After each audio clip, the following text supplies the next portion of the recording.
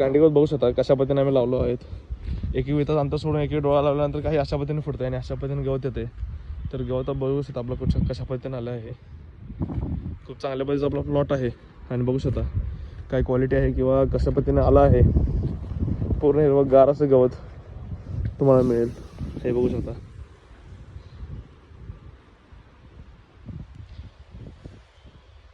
खूप चांगल्या पद्धतीने गाई म्हशी शेळी वगैरे सगळेजण खातात. तर बघू शकता काही अशा पद्धतीने गवत आलं आहे. इथं कापलेला आहे एवढा भाग, हा कापलेला भाग बघा.